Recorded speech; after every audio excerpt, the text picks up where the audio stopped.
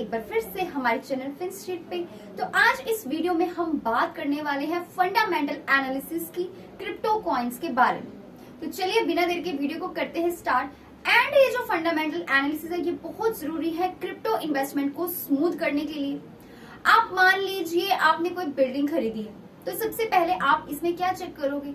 आप देखोगे कि वहां बिल्डिंग है भी या नहीं, और अगर है तो कैसी है, वहां आसपास के लोग कैसे हैं, वहां का इंफ्रास्ट्रक्चर कैसा है, कोई चीज टूटी फूटी तो नहीं है। और अगर आप रेजिडेंशियल बिल्डिंग ले रहे हैं तब आप देखोगे आसपास और बिल्डिंग्स है या नहीं है, पास में बस स्टॉप है या नहीं, ताकि आपको इन केस अगर कभी कोई जरूरत पड़े ऐसी तो वो भी अवेलेबल हो। तो इतना ही नहीं, ये फंडामेंटल एनालिसिस आपकी बहुत हेल्प करने वाले हैं क्रिप्टो करेंसी में इन्वेस्ट करने के लिए। चाहे क्रिप्टो करेंसी कोई भी हो, अगर आपने ये जो चीजें हैं ये अपने माइंड में बिठा ली तो आप इन्वेस्टमेंट काफी अच्छे से कर पाएंगे एंड लॉस से भी बच सकेंगे।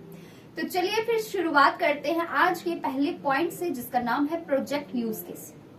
तो ये हमारे पास सबसे पहला पॉइंट इसलिए है क्योंकि क्रिप्टो करेंसी में यूज केस को बहुत ज्यादा इंपॉर्टेंस दी जाती है।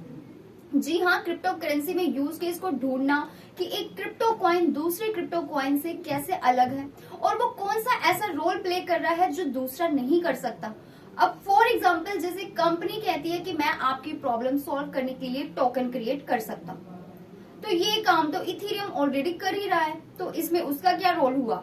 तो इसका तो कोई यूज नहीं हुआ। तो हमने इसमें ये चीज चेक करनी होती है कि जो यूज केस है कॉइन का वो एक्चुअल में यूनिक भी है या नहीं।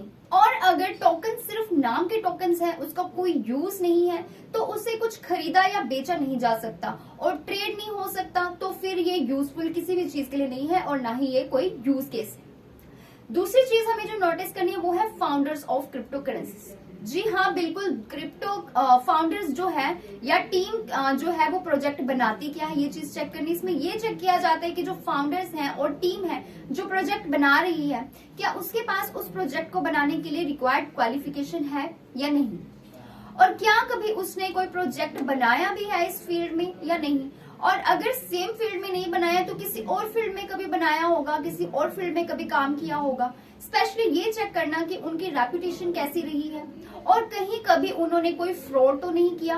और अगर उनकी किसी रीजन से रॉन्ग इमेज बन भी गई है तो ऐसे पर्सन की इमेज को यहाँ पे इजीली इंटरनेट पे लिफ्ट किया जाता है। तो ये चीज चेक करनी बहुत ज्यादा जरूरी है बिफोर इन्वेस्टमेंट। फिर आता है हमारा टोकेनॉमिक्स।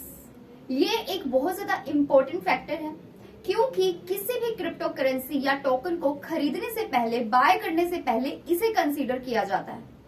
तो टोकेनॉमिक्स का सिंपल मीन्स है कि कॉइन्स की डिस्ट्रीब्यूशन कैसे हो रही है और इसकी सप्लाई को चेक करना।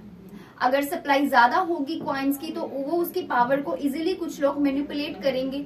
ऑन द अदर साइड अगर कॉइन्स की सप्लाई जो है वो कम होगी तो भी ये रेड फ्लैग है हमारे लिए, क्योंकि इससे ये इंडिकेट होता है, ये शो होता है कि फाउंडर्स के पास कोई होप्स नहीं है प्रोजेक्ट बनाने के लिए। तो ये कॉइन्स का फ्लो है वो ना तो ज्यादा होना चाहिए और ना ही कम, यानी कि जो सप्लाई है वो बिल्कुल मीडियम में होनी चाहिए। तो ये चीज चेक करनी, टोकेनॉमिक्स पॉइंट हमारा बहुत ज्यादा इंपॉर्टेंट है। तो नेक्स्ट है हमारे पास स्टेटस ऑफ डेवलपमेंट। अब इसमें क्या होता है, इसमें प्रोजेक्ट को चेक किया जाता है कि अगर ये कंप्लीट हो गया है प्रोजेक्ट या नहीं, या अभी स्टिल इन प्रोग्रेस में है।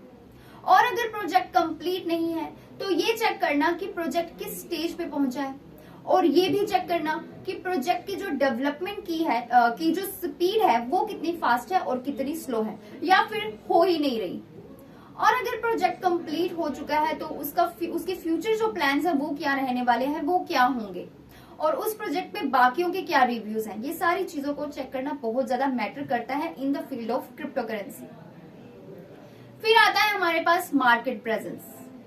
अब अपनी हार्ड अर्न्ड मनी को किसी टोकन या कॉइन में डालने से पहले आपको ये कंफर्म करना होता है कि वो टोकन ट्रेडेबल है भी या नहीं, या फिर कहीं आपके साथ कोई स्कैम तो नहीं हो रहा।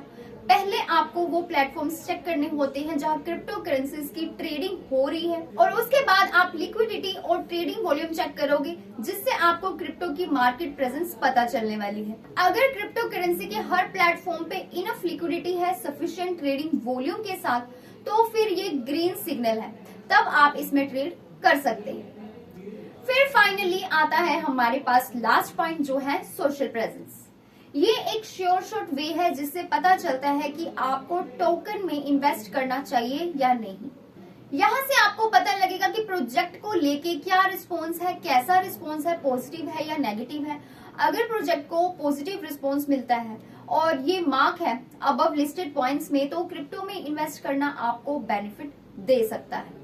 तो ये कुछ पॉइंट्स थे जो आपको ध्यान में रखते हुए क्रिप्टो मार्केट में एंट्री लेनी है, क्रिप्टो करेंसी में इन्वेस्ट करना है। अगर आप ये पॉइंट्स अपने माइंड में रखकर किसी भी क्रिप्टो करेंसी में इन्वेस्ट करते हैं तो आपकी जो इन्वेस्टमेंट है वो आपको काफी ज्यादा प्रॉफिट दे सकती है, अच्छा प्रॉफिट आप उससे अर्न कर सकते हैं।